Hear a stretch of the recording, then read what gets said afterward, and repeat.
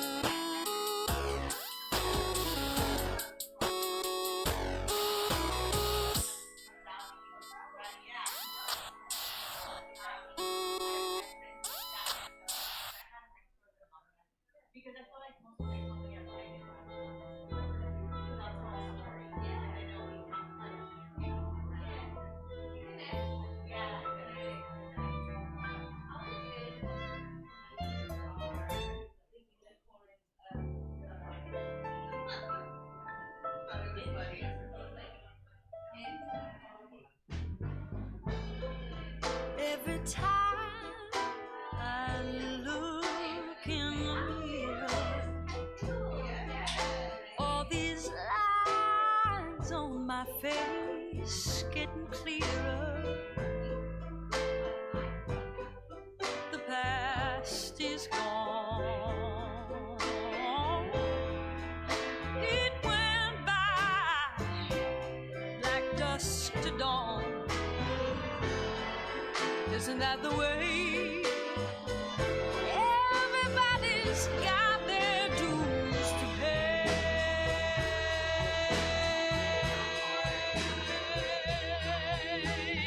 Yeah, I know nobody knows where it comes or where it goes.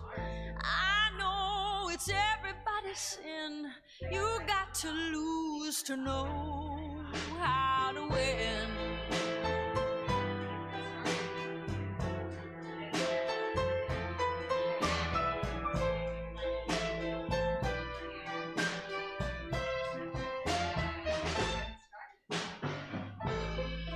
Half my life's in books, written pages, lived and learned from fools and from sages. You know it's true. All the things come down to you. Sing with me, sing for the years, sing for the laughter, sing for the tears.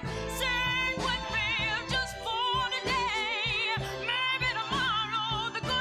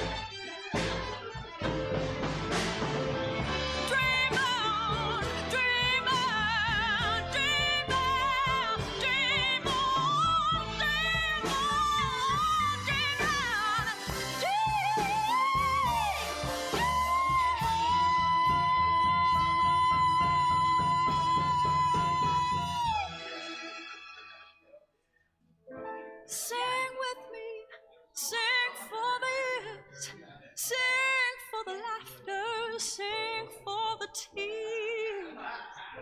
Sing with me, if just for today. Maybe tomorrow the good Lord will take you away.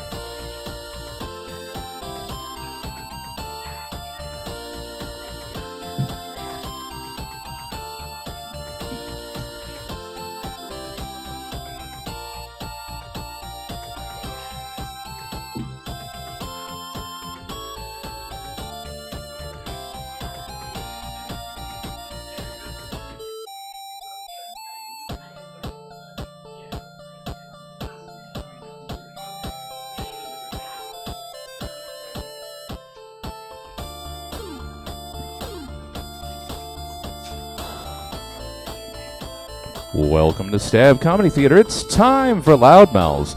Please welcome to the stage your host, Ani Weiss. Hey everybody, welcome to Stab. Thank you for coming out on a rainy night. Woo! Thank you for surviving the pandemic. I know, I'm so happy. Yeah, with all of the stuff with the pandemic, people are talking about things going to hell and society going to hell. And, in the last 3 years, we've learned which ones of our friends from high school got a D- in science, and it's guaranteed them expertise on the internet. But I gotta say, I have a brag. I knew we had gone to hell 5 years before the pandemic. And I knew this from a Flonase commercial. It's true. There's a Flonase commercial, comes out in 2015, and they're like, Flonase, we cure 6 symptoms of allergies where the average allergy thing clears 1, which is fine. I'm good with that. But then they add the tagline, and 6 is more than 1. Now, advertisers are paid to understand their audience. This means they were sitting around and they tested the commercial that says, we cure 6 where the average project cures 1, and people didn't get it. They no, we have to clarify. 6 is more than 1. And at that point, I knew we had passed Idiocracy and we're on to Planet of the Apes. I am. I'm ready for our ape overlords, because during the pandemic, I started going down YouTube rabbit holes because I had finished all of Netflix. And, right, you're going all of Netflix. I had watched the entire Netflix catalog. And, they hadn't come up with Tiger King yet, so I had to find something. So I started watching, and I'm like, oh, let's watch some cute monkey videos, blah, blah, blah. Like animal videos that give me a serotonin rush. And so I watched this one, and it's a monkey, and they've taught it how to, put a marshmallow on a stick and toast it over a fire. I'm like, okay, that's kind of cool. Monkeys can make s'mores. I'm down with this. And then, YouTube suggests videos. So, no, I learned that. So the next video was a monkey who stole a lighter from a local village and started a fire and was cooking a squirrel over the fire. And I'm like, okay, that's a step in evolution I wasn't ready for. Then the third video was a monkey who stole a saw from a local village and was using it to construct a place to live. And then the last was about bonobos. And bonobos are a type of ape, and when the tribe gets in a fight, the way they solve it is all of the female bonobos get together and they masturbate each other to orgasm, and then everybody's cool. And I was left realizing monkeys have reached the state of suburban lesbian. I was like, oh my God, how many of you can build your own shelter, start a fire, go out camping and cook, and then get a woman to climax? We're at suburban lesbian stage, and I'm just ready to sail. Right? It's Home Depot all the way. It's, the new pickup thing. It's been kind of cool. I accidentally started dating a straight man, which was never on the plan. Never. But yeah, no, it's interesting to see how straight people have come around to this, because I was married to a woman for 12 years and very familiar with the lesbian world. And when I went back out on the dating scene, I realized that somewhere between when I started dating my wife and when we divorced, gay men discovered IKEA. Or straight men did. Because this one guy's like, hey, for our first date, let's go to IKEA and get some Swedish meatballs. I'm like, no, this is why I'm on looking for a man. Like, I have multiple sets of Allen wrenches. I don't need to flat pack anything else in my life. But it is. It's interesting dating a straight guy. I learn lots of things, mostly that I don't understand men at all. And the more men I know, the less I understand them. Because men, there's a reason you all die early. There's a reason you need women in your life. My father is a typical man. He was living in Arizona, south of Tucson, and you have to pass Snoopy's weird cousin with the porn stash next to the cactus and keep going so far out in the middle of the desert. And he got bees under his porch. I said, well, Dad, are you going to call an apiarist and get him to come get him? No, we're too far out. Nobody will help. I said, well, what are you going to do? He's like, I have a shop vac and a long piece of PVC pipe. I said, Dad, what are you going to do with shop vac and PVC pipe? Well, I'm just going to duct tape the PVC pipe on and suck up the bees. I'm like, okay, Dad, so what are you going to do with the shop vac of the angry bees? And this is where men and women differ, because my first thought is, you have a shop vac of angry bees. What the fuck are you going to do with it? He was like, he hadn't gotten to that point in planning. I'm telling my friend Marvin this, another straight guy. He goes, oh, that's easy. You just go over to a neighbor you don't like and flip the reverse switch. I'm like, y'all learn this shit from Wile E. Coyote. Bees can turn around. Bees know who sucked them up. Like, this is some Wile E. Coyote shit. This is not okay. The men are not all right. Yeah, call your men. Make sure they're not making stupid plans. And that they know that 6 is more than 1. I know, it's fucking shocking. No, so yeah, no, it's been interesting surviving this, the whole pandemic. I did a lot of stuff online, taught online. I'm so sick of Zoom that, it makes me violent now to get online. And I'm so happy to be in person anymore, and it's great to have you all here. Thank you for coming out again. We have some great comics tonight. Coming to the stage for our first comic is Lourdes Ione. She is a self-proclaimed favorite comic of California. She performs all around California and Oregon. So welcome to the stage, Lourdes.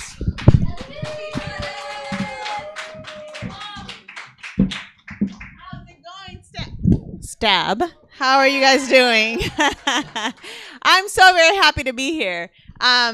Thank you for being here as well. This is really exciting. This is a small but mighty crowd. And one of the things that I love about Stab is how intimate we can all be, right? We can all be so intimate. I can literally talk to you right now and pick on you guys. You guys are brave. You sat up here. Did I tease you there about your hair or no? I didn't. Okay, because I'm going to tease you.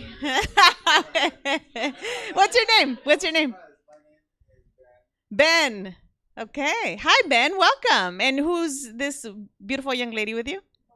Bonnie and Ben. Okay. Okay. Okay. All right, Ben. Ben is not comfortable telling us his real name. We'll find out before the end of the night. We really will. We really will.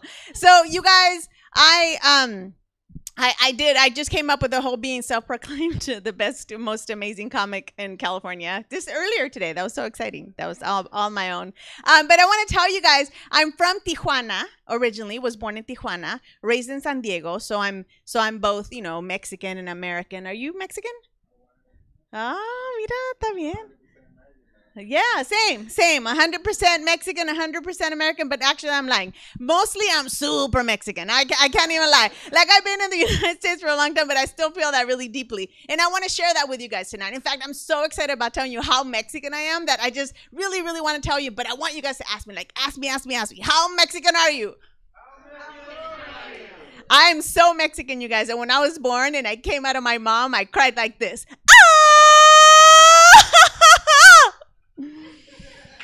Ay, because that's how Mexican babies cry. And then the doctor took me, immediately pierced my ears, and then gave me to my mom. And she was like, "It's a girl," because that was how else would she know I was a girl?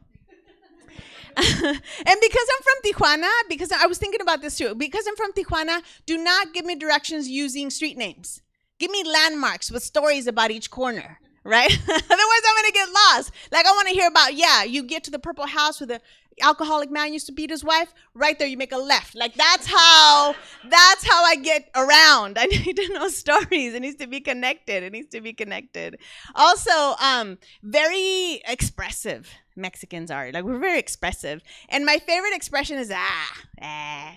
Like, and that's really a short way to call people out. You call somebody out in a lighthearted way. You can call yourself out that way, right? Like, I can call Ben out and be like, "Hey, I really like this little hair thing." You must have worked really hard on your hair today. That kind of a thing.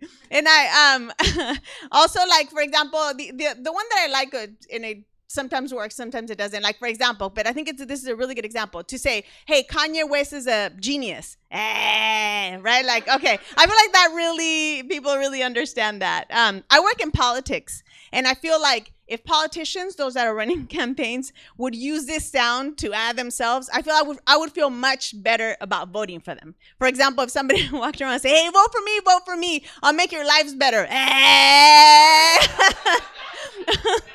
Or like, vote for me. Like, I don't know, I'll keep inflation down. Like, you're right. Yeah, right. Like, I love it. This works every time because they're always fucking up. So it's like, yeah. I also grew up super poor in Tijuana, and I feel like that goes hand in hand.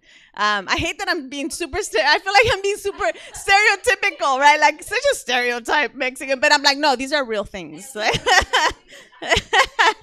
Yeah, I grew up so poor that, like, that stays with you. Like, I cannot throw anything away. To this day, like, I'm doing all right? Like, I don't have to keep everything, but I can't throw anything away. I cannot throw anything away porque I feel like, and now I'm speaking Spanish, because I feel like, todavía está bueno. It's still good, it's still good. You can still get some life out of it. Like, I can't even throw away a shitty joke because I feel like it's still good. It's todavía está bueno, still good. Maybe I can sell it for parts or something. I don't know. And also, that spills into my dating life. So, like, one time I dated this really rich guy, right? Because I'm out here trying to be American, trying to sell my shit, right? I don't know. That's weird. But anyway, I dated this really rich guy. And when he took me back to his big old house, I immediately wanted to start cleaning it. Like, I felt like I was fresh off a Home Depot parking lot and shit, trying to dust and rearrange furniture and shit, right? But, like, the American in me was like, "No, bitch, what are you doing? Stop, right? Stop. We're here to fuck him, not clean his house." And then the Mexican in me was like, "But do we still get paid, though?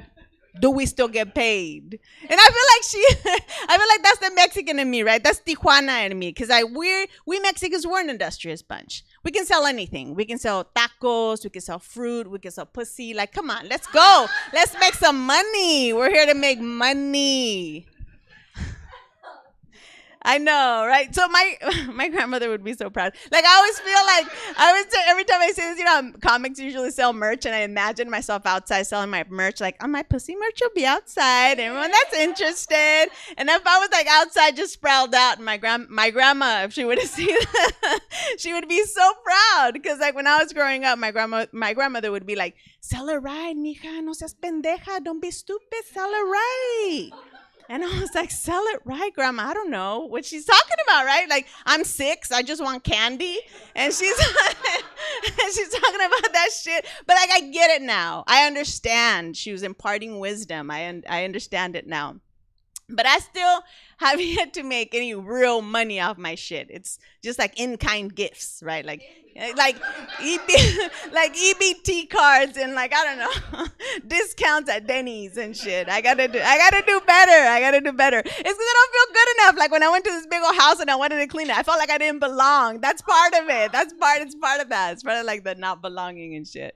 But you know, we're out here trying to make it, trying to do it.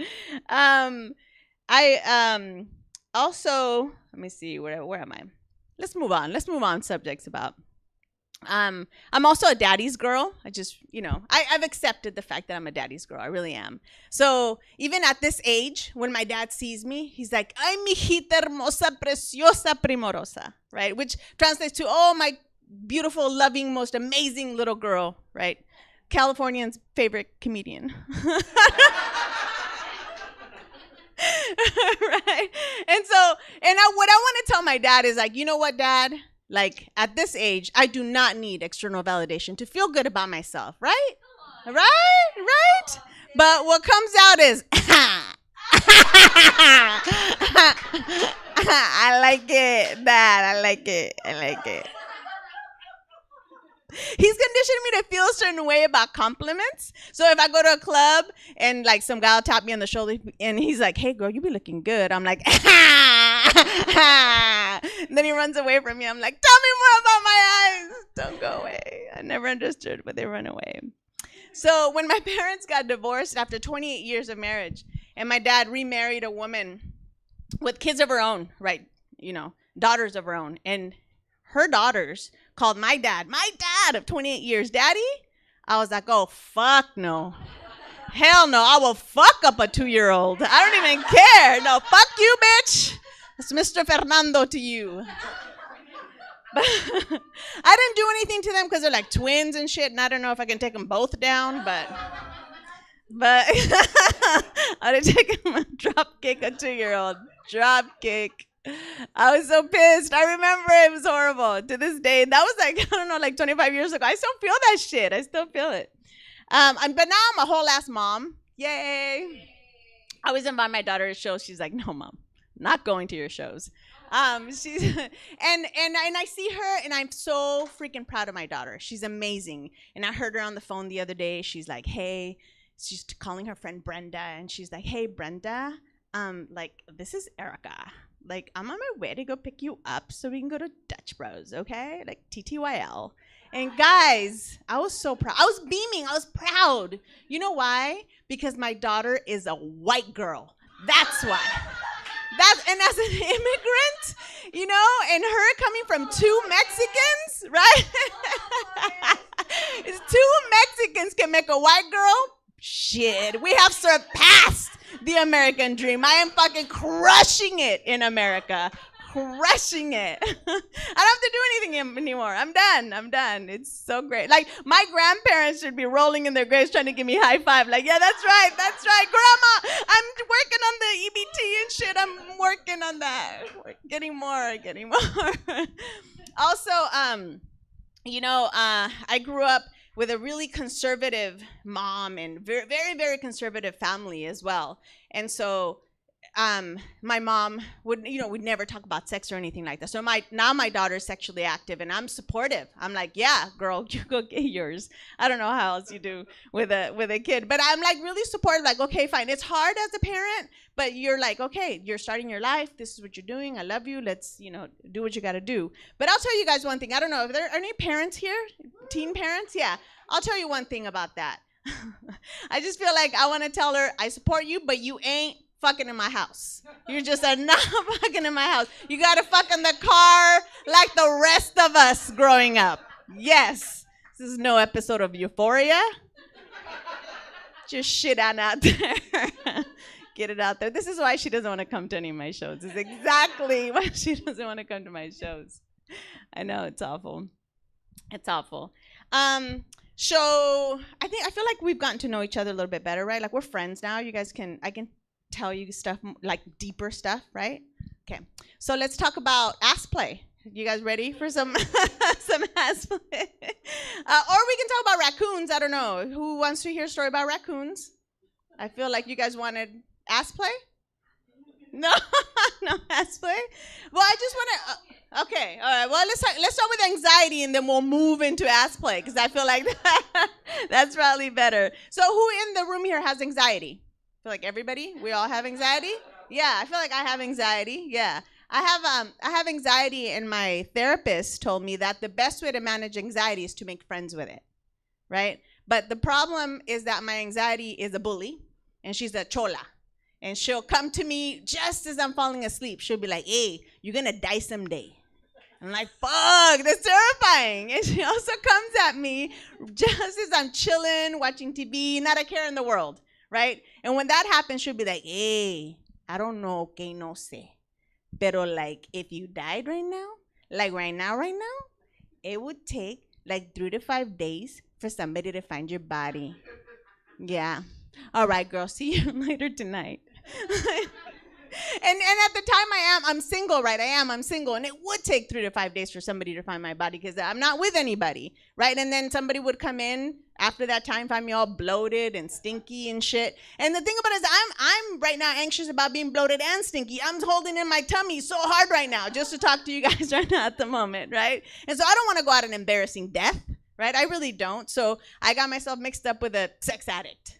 I did. Because, you know, I wanted to be found right away. He was embedded. He just was embedded. So, anybody ever dated a sex addict? Or is a sex addict? Both? She's all,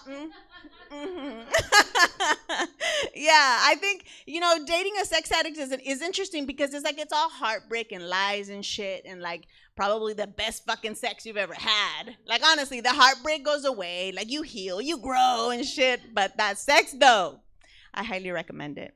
Okay. I think that's my time tonight, but I really appreciate you guys. This was a lot of fun. I'm Lourdes Ayon. Follow me on social media. I don't know what to do with that.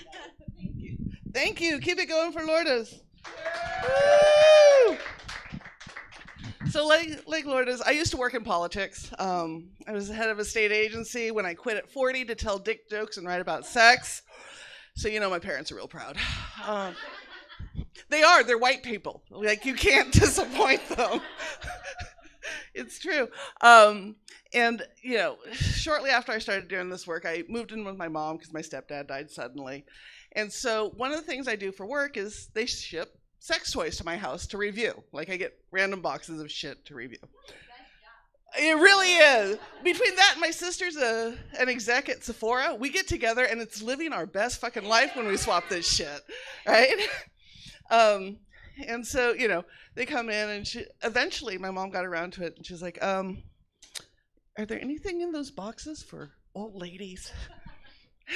And I'm like, yeah, I think I can come across 1 or 2 things. So I gave her a few toys for her 69th birthday because that seemed appropriate.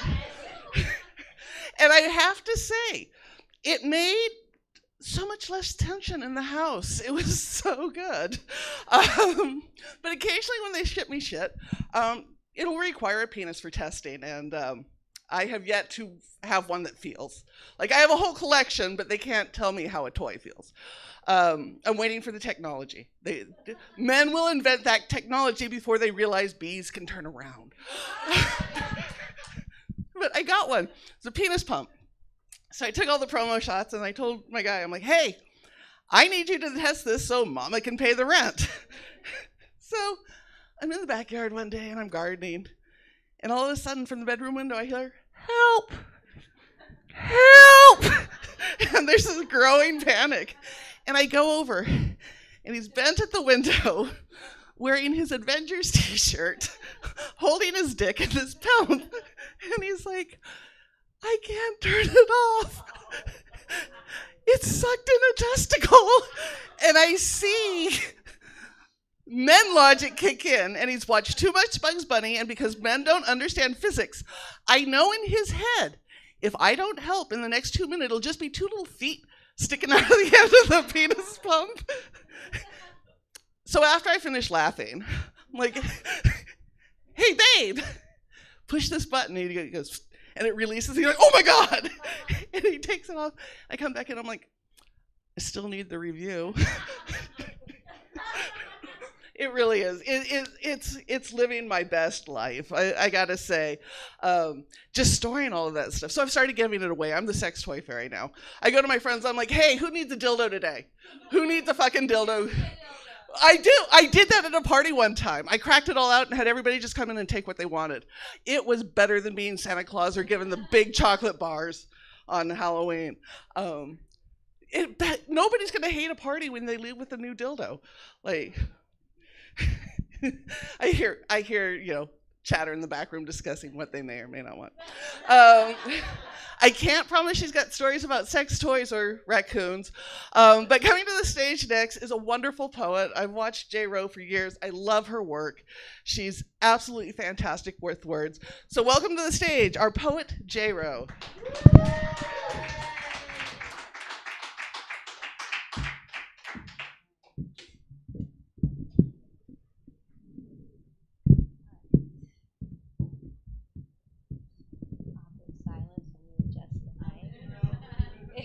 MK, say that louder for the people in the back.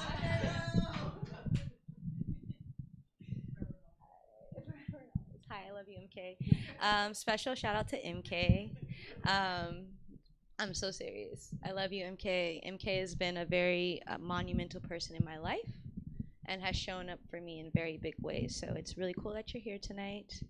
I wasn't expecting to say that, but here we are. Tonight I am going to kind of play around with poems a bit, and thank you in advance for being down to rock with me. As you all know, this month is Women's History Month, so I'm going to do my best to honor that. And this set will be, I'm going to burn it down, but I'm also going to be vulnerable tonight. Burn it down. So it's really interesting. A big part of me growing as a person, as an artist, is realizing that I'm a whole ass intersection. I am Black, I'm queer, I'm woman, and there are many dynamics that kind of play out within those identities. And so this piece is called Native Martians, and it's about knowing that you belong in a place, but finding the strength to understand that you deserve to take up space and be in a place. So yeah, first piece is called Native Martians.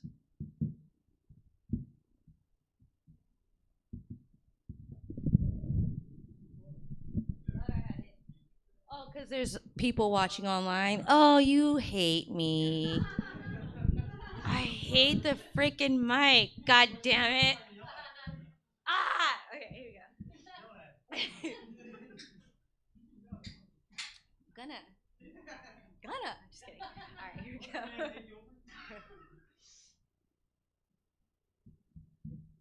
Greetings, Earthlings. We come in peace. We, in all of our complexities, come in peace, so forgive us when we torch ambivalent proclamations with straightforwardness.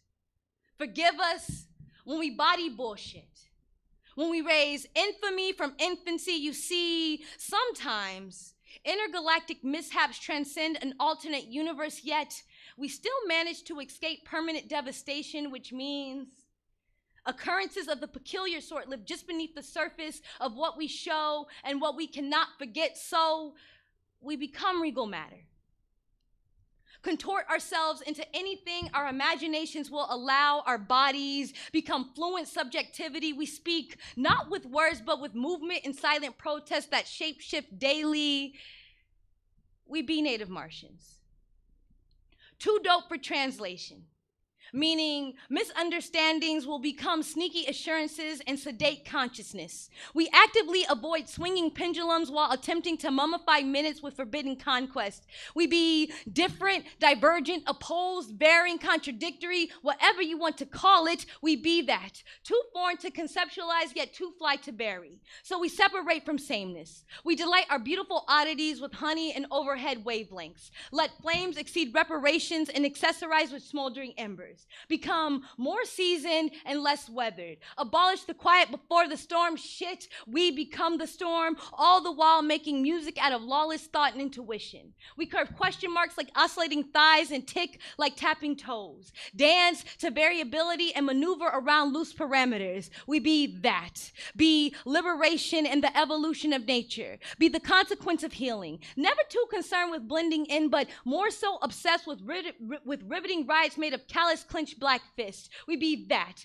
Be the burgeoning of marigolds in morning glory. Be dissipating whispers and awakening of self. Be juxtaposed crossroads. We carry burdens in one hand and we carry smiles in one hand and burdens in the other. We know no other way, so we march to madness and deal with degrees of separation while we master the art of redemption. Swim in the precipitation of thawing moons and send second thoughts turn secret to a sunken place. We swallow savory suns. We turn volcanic ash into eloquent art forms in gentle rebellion. Pray for resolution, unlearn shame, and retain love. We be native Martians. Be action. Be illustrious. Be the deadening of fear and acceptance of love. We be that. Always full circle, but never square one. Be the reversal of tied tongues and deafening doubt. Be our mother's monarchy and father's fight. Be black, be beautiful, be man, be woman, be sorcery, be person, be godly. We be love. We be that. We be native and Martian. So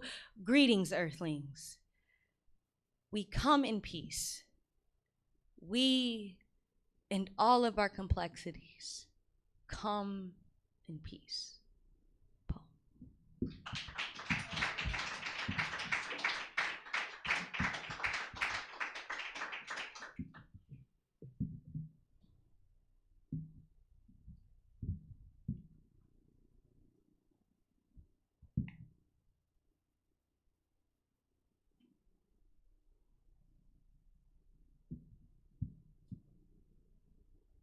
It's really interesting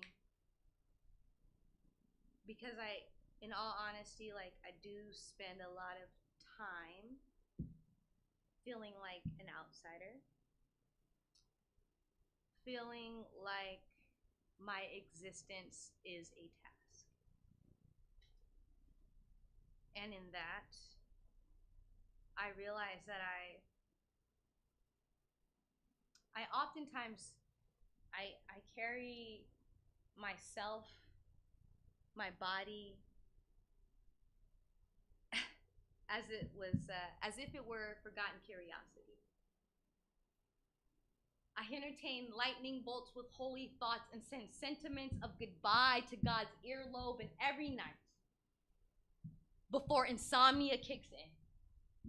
Before green Novocaine vanishes into thin air, I bend knees, press pretty palms together, and pray for forgotten days of designated self-destruction. You see, for me, beauty still feels like a vacation. Has never felt like home. I've not yet learned to recognize my own elegance. I still harness smiles the way roses captivate caskets, painfully perfected to appear pretty. Drop dead gorgeous even woman. Never noticed but always needed. Never enough yet always the exception to the rule. Must sit up straight, stand tall, press kink out of hair, must silence self for she need not take liberties with loose lips, woman. must face. Front line and bend spine must be security, but never secure. Must endure, must endure, must endure. And if I am being quite honest, I fear hope's elusiveness. I'm not yet learned to trust love, for love has always been a rebel in search of its origins, in search of smoldering epiphanies or even daydreams. Woman had to be subtle sand and time continuum. Had to recollect quicksand millennium, had to carefully contemplate every moment as if the future did not exist, as if the past would continue to be relived, and it was, and it was, and it was, and I broke, and I broke, and I broke. Woman had to learn how to be a beast. Had to learn how to unfold horizon and recall divine glory. I had to learn how to be street lights and wonder. I had to learn how to be rose, not casket. And how to celebrate small victories, like smiling, or breathing, or being here.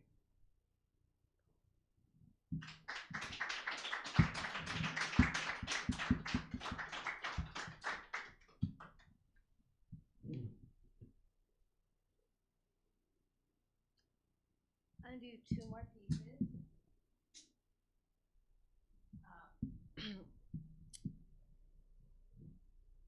And I feel like, you know, in spaces like these, we don't really talk about spirituality. We don't talk about religion, which is fair.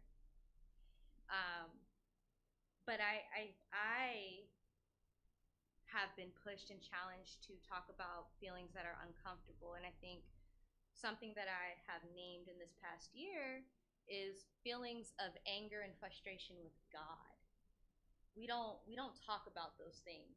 It's oftentimes depicted as something that, like, you know, you talk to God and then you get what you want and what you need and then you go on about your life. But that's not how life works. It doesn't work that way. We know that. I don't need to tell you that.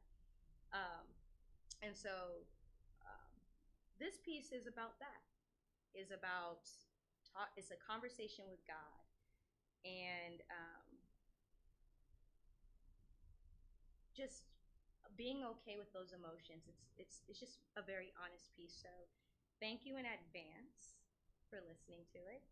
I'm going to do this piece, and then I have a piece about joy, because I think we all could use a little bit more joy in our lives. So thanks for bearing with me as I find this piece. Okay, we're gonna rock.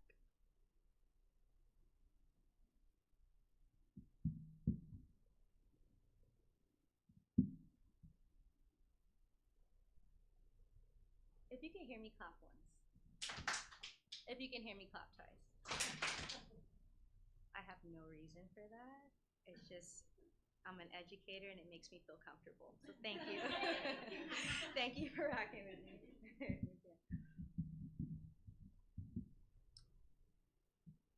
Multiples of 3 turned holy, turned trend, becomes torn between versions of me. Which is to say, I've learned to become okay with the bullshit. And all the while, eager sun and faded moon find compromise, another day arrives. My reflection is presented.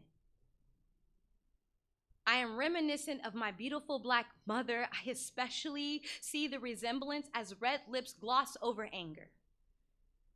As concealer encases my confusion, my balloon-like belly becomes home to subservient thoughts. My pride be a delicacy in which I devour for breakfast daily. I place mindfully mangled parts of myself methodically in my purse. I forget to matter. Make room for expectations of the feminine sort, you know, the pretty kind. The kind that says, speak less and hurt more. Says, look cute, says, look appealing, be disarming. So ironically, I dress to kill. You know, I get real pretty. Dressed to the nines, which shouldn't be a surprise. After all, I spent a lot of time in the closet, 30 years to be exact. So yes, your girl gets fresh to death in the closet, where hazard zones are hosted by the ghosts of past lovers and shortened sunsets. The closet, a misconception realized daily. The writings on the wall disrupt the inner dialogue in which I convince myself that I am in fact okay with the bullshit. The closet, where clanking bones begin to sound more like wind chimes and less like warnings. Here, each syllable sounds like a close call turned prayer. In the closet, all literature is the summation of my complexities. Here in the closet, I recognize that repetition will not work in my favor, for the cyclical chaos carefully curated by my hands has exhausted me. At least here in the closet, I'm content with the solitude of self, which is just a pretty way to say I'm a narcissistic fuck. Here in the closet, memorialized misery makes madness feel far too fashionable and less accessible. So here in the closet, I bleed out slow. I bleed out slow as mirrored flames scald my skin and scars become souvenirs. The closet be a barrier to light. Gently deflowers me, plucks petals, and then asks me to blossom. Witnesses waterfall arrivals and how they disguise dysfunction as love, protects wishful thinking and wonders for me even when I can't, lullabies me into dreamlike territory, but never actually lets me sleep. You see, the closet be safety over satisfaction. And it sometimes feels like the closest thing I'll ever be to belonging, feels like the closest thing I'll ever be to home. The closet is where I concede to recounting my story in the form of glass bottles and practice smiles. Here in the closet, I steadily maneuver around prescribed progress and self-sabotage. I never entertain the bullshit because here in the closet, love be a standard and reciprocity be assumed. Here in the closet, that shit doesn't feel selfish, induces no guilt, because here in the closet, I recount outer dimensions of beauty in every mirror I walk by. Shadows become silhouettes and love reigns supreme. I chase wandering thoughts here in the closet. And I construct words that mean exactly what I'm trying to convey, but those words be a luxury because understanding just is. Here in the closet, the acceptance of self isn't a saga, but more so a compilation of confidence, because here in the closet, I just am.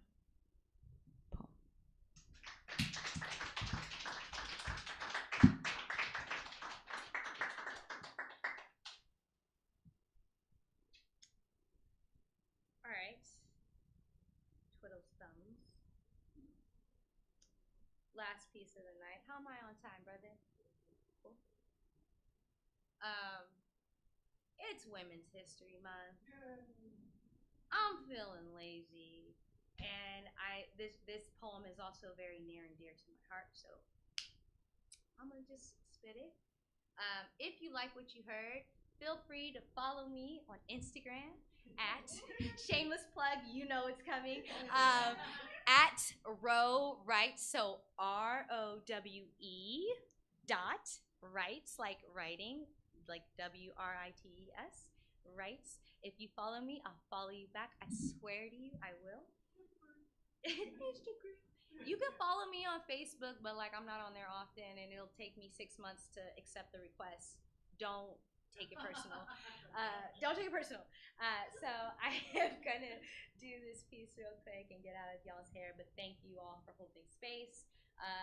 To test tickles, I can't wait to hear you like kill it, and I can't wait to giggle. So excited for you.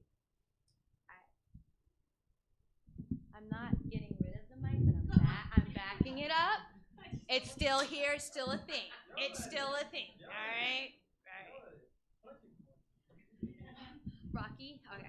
All right.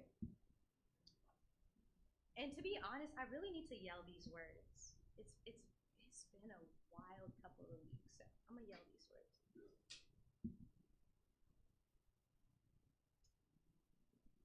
To the women who hold on to courage long enough to feel beautiful, you are enough. You are composed of small revolutions. You are full moon swallowing the waves of hesitant self, and as the sunlight breaks its promise to the night, you awake. You listen to whispering leaves tempt your ancestors' tongue. You dance among apprehension, and as you seal sun in belly, skin, bone, and soul saunter across the dull pavement. Heart syncopations entice still air, but you, my dear, are a small revolution. Tell 'em. You are the intersection of grace and pain. Tell 'em. You are tired of dwelling in a past life. Tell 'em. You know fourth graders that cannot read or write. Tell 'em. The cop said it makes the arrest easier if he cannot read his rights. Tell 'em. You are concrete words and bruised lips. Tell 'em. You are the consequence of honesty. Tell 'em. You are not the dark metaphor composed of despair. Tell 'em. You are not the ashes of the phoenix. Tell 'em. You are the fucking fire. Tell 'em. You are angry. Tell 'em. As sun rays cascade over the day, burning a million shades of gray, miracles house your body. Tell 'em. You are woman. Tell 'em. To be woman is to cross legs with grace while bearing the burdens of life. It's to conceal the 19th Amendment in womb. Is to be taught how to swallow tongue like finest delicacy. Is to listen. It's to sit in silence. It's to know that at any moment, the rights to my body could configure the outline of a question mark. To be woman is to be marked by measurements. It's to present rejection in the form of flattery. Is to pray you do not become his prey. Is to resist the systemic noose. Is to be slut-shamed and called loose. But I mean, hey yo, doesn't that make me a woman? To be wedged between arbitrary and absolute, but you, my dear, are a small revolution. You are untamed kinks and cocoa butter skin. You are unconditioned cuticles and perfected flaws. You are wonder wrapped around withered truth. You are weeping willow casting its shade on summer days. You are persuasive melodies and cross rhythm thighs. You are morning dew clinging to rose leaves and thorns. Tell 'em you matter. Tell 'em you matter. Tell 'em you are phenomenally woman.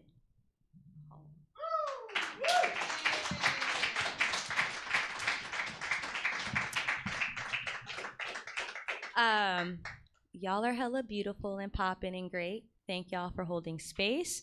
Again, follow me, I'll follow you back, and I'm hyped. Testicles, fuck it up, sis. Go off.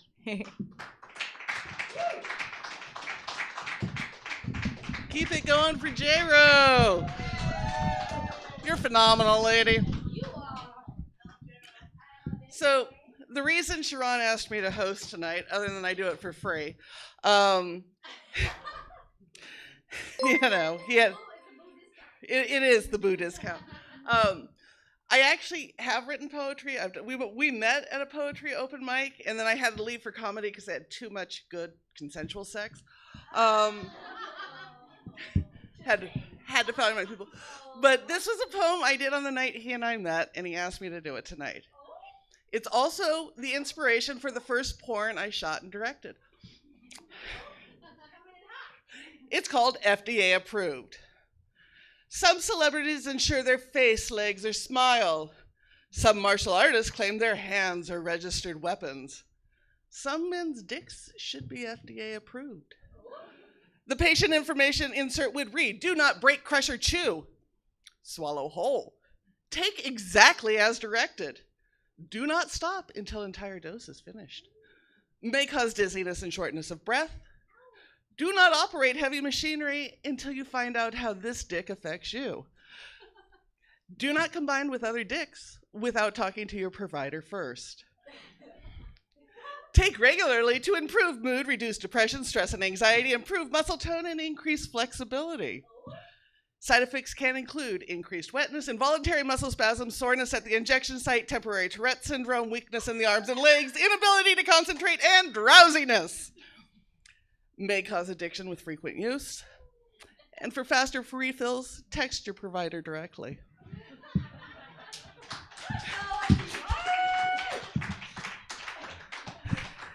Yeah, that compared to J-Ro, you know why I do stand-up now.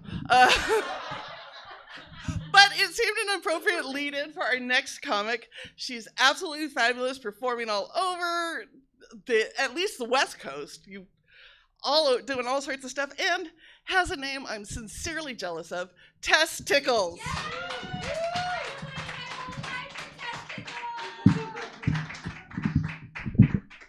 What the fuck is up, Stab? I feel kind of violated right now. I feel like I had a colonoscopy done and I was just diagnosed by my doctor. Yeah. So I am Tess Tickles, everyone. Thank you. That was my original joke. I'm done. That's my set. So how many ladies in the house smoke 420? Raise them high, raise them proud. These are the tight pussies in the house, everyone, tonight. Little known fact, every cough equals 40 Kegels. So depending on the level of smoker you've got, I'm an expert. I'm doing 1K easily every day. I'm the captain of a tight ship. You're welcome. No complaints with my passengers, just saying. So recently I've been weighing in on how I prefer my dick, clean or dirty, served to me, right? Gentlemen talk all the time about whether they like the pussy fresh out the shower or they like it at the end of the day with a little bit of zest, a little bit of Zatarain, you know what I mean? They want to smell what you're grilling, you know, kind of a situation. I'm 48. At this point, some of y'all permanently smell like pee. You're some dirty motherfuckers that don't wash your dick. Yeah. So I don't care, you know, just serve it up. I'll decide how I'm going to take it. You'll decide how I'm going to take it. But before you go and Old Spice it up, right, before you serve it to me, right, okay, think twice, okay, guys? I don't want to be burping up Kraken all fucking day. It's not cool. It's not cool. You guys go for those like very aromatic scented fucking soaps. That's all I'm going to say. I had an audience member shout out the other night, it burns. I'm like, whoa, too far. You might need some Trident in that mouth. Just saying. Oh, gosh. Let's see. Also, guys, I've also determined recently that the vitamin D that I require does not come from the sun in the sky, but it does come from somebody's sun. Oh, no. Thank you all for going there with me. We've got the right crowd. Thank you, thank you. Also, too, guys, I'm 48. Like I said, don't send me a normal dick pic. You send me a normal dick pic, it gets shared in the group text. Get original, okay? Maybe do a little video, give me some helicopter action. You know what I mean? Get the stool, go from the balls up. You know what I mean? Give me a little gooch, a little taint. You know what I mean? That's my love language. You know what I mean? You're going to get a reply. But like I said, a normal dick pic shared in the group text. All the girls see it. With no reply. Unless they're on my roster, those are different. You know what I mean? Yeah, those are different. Those are already prerequisites. You know what I mean? They've already met the requirements. Also, too, guys, when I'm dating lately, I've started to take with me an empty toilet paper roll. It's my new height requirement to determine if they can ride this ride. Yeah, you got to clear the tube or bust the motherfucker open. That's how I know we're both going to have a good fucking time. Just saying, when you come to Test Funderland, you know what I mean? There's a height requirement. Come on. Tell me now, ladies, if you're not the one, okay, or gentlemen, depending on the room, all right? When you get excited, when you start to see that golden wrapper come out the pocket or the wallet, you know what I mean? You feel like Willy Wonka in a chocolate factory. Like, fuck yeah, I know how to pick 'em. I got a golden ticket. Exactly. Welcome to Funderland. Just saying. My dad told me one time, guys, love what you do, you'll never work a day in your life. And I took it literally when it came to sucking dick. I really enjoy it. If you've never had a butt cheek quiver in the palm of your hand, you're not doing it right, okay? If he hasn't promised you the moon, the stars, the house, the note, the car, and everything in between, you're not doing it right. If they have not had partial paralysis from the waist down and needed a few minutes to unclench the toes before they could stand up, you're not doing it right, okay? There's methods to this madness. Just saying, learn to love what you do. You're gonna suck dick for the rest of your life, okay? It's gonna happen.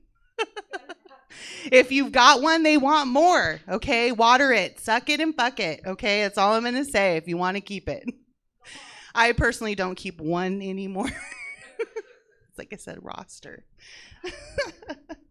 So I sent a video the other day to a guy doing what I do, and he says, "Oh, you like to gag." I said, "No, I like to conquer. There is a difference." I suck dick for sport, guys. Okay? I was a 15-year swimmer. I know how to hold my breath. All my bills are paid. Just say. I may have gotten cash strapped on that video too, by the way.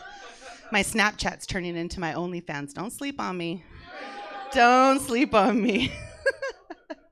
My big dick energy guy, I'm 6 months in training, by the way. And if you've never had one, go find one, okay? You need one in your life at least once. He looks at me the other day, and in the beginning, I couldn't take him either way, right?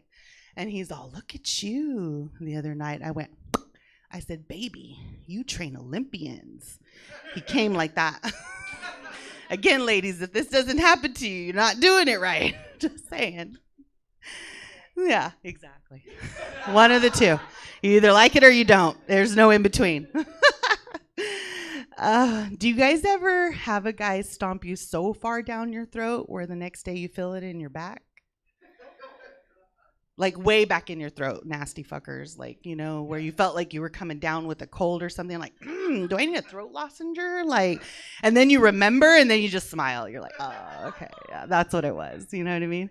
Same thing happens to me when I have like a tender spot. Like if they pulled my hair a little tough and I'm like rubbing my hair and I'm like, ooh, that's tender. And then it's all of a sudden like a memory flash. Like you're just like, whew, let me go back real quick. Come out a little flushed, you know? So I don't know about you guys, but sometimes when I have a dick appointment after dinner, when the waitress comes and asks me, you know, for the dessert option, I struggle, right, with my inner fat girl and my slut me out persona. But I start to look for a win-win situation. I start to look for a dessert I can eat off of him later. That's how I solve that problem. Exactly, right? We're all happy campers. Like I said, there's no complaints on my ship. No. All the passengers are happy and fed. Let's see. I also like young bucks, guys. I know I'm 48. I like to go to Pound Town still, though.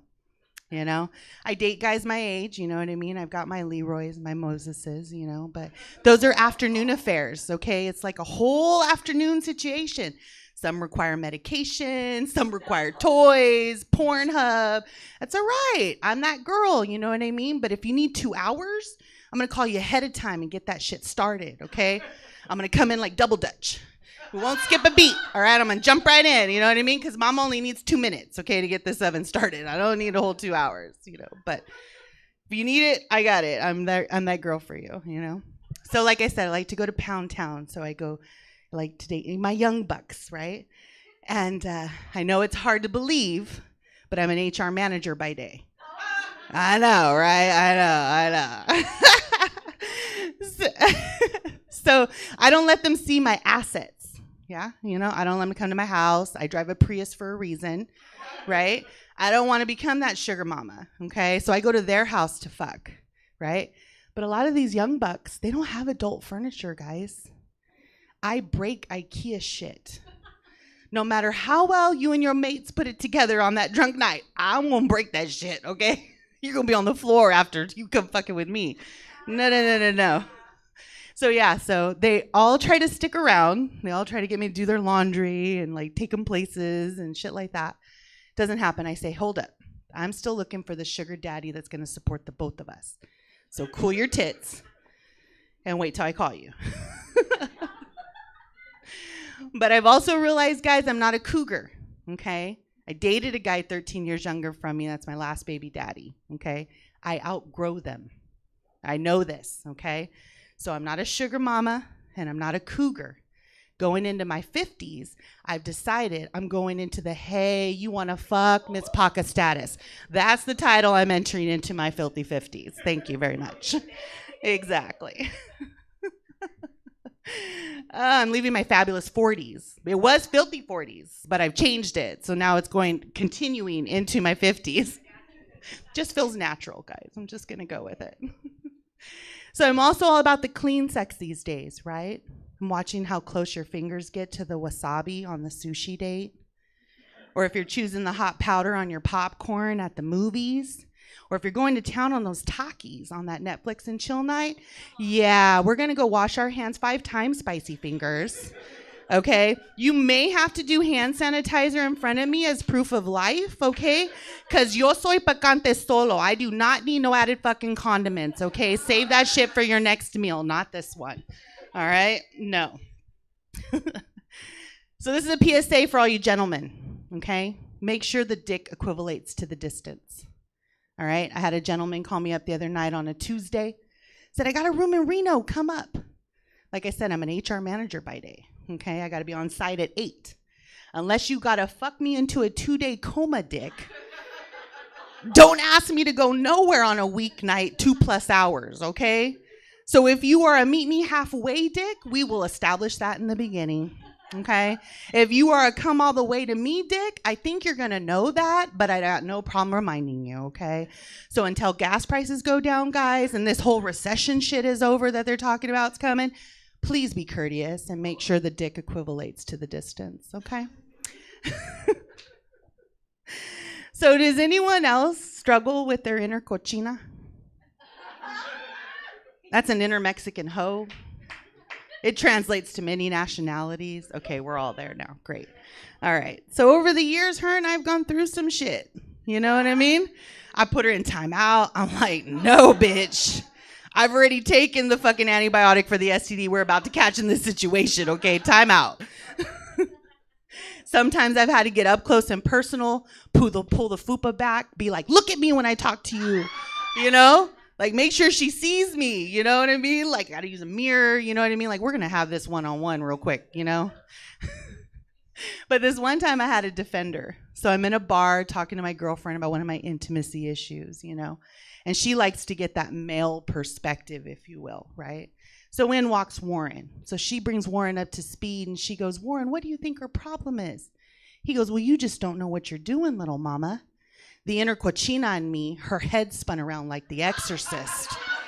She turned to me and said, he doesn't fucking know us. I looked at Warren. I said, Warren, I've been sucking dick since the '88 Olympics. I still hold motherfucking records. They've been asking for this pretty little mouth to come out of retirement since the 90s. I'm a soul collector. I'm a toe paralyzer. I'm a throat goat. I'm a dick devourer, a sword swallower. I'm a gulping goddess. I'm the master of the any color motherfucking pink karaoke machine. I'm a sack sucker, a gooch goblin. I'm a chorizo chomper. I'm a cabeza cabrona. It's all right, guys. I'm a headaholic. I'm in therapy. It's all good. So I looked at Warren. I said, Warren, I've done my research and development. And I have my Yelp reviews to prove that this little mama knows what she's doing. And I realize I'm yelling this at the top of my lungs in a bar and a line has formed out the door. It's going to be a long night, everybody. That's my time. I'm Tess Tickles. Find me on Instagram at followmyfunny. I'll be at Laughs Unlimited March 30th. I'll be back there April 5th. I'll be at Punchline April 2nd. Back there April 13th. Come see me.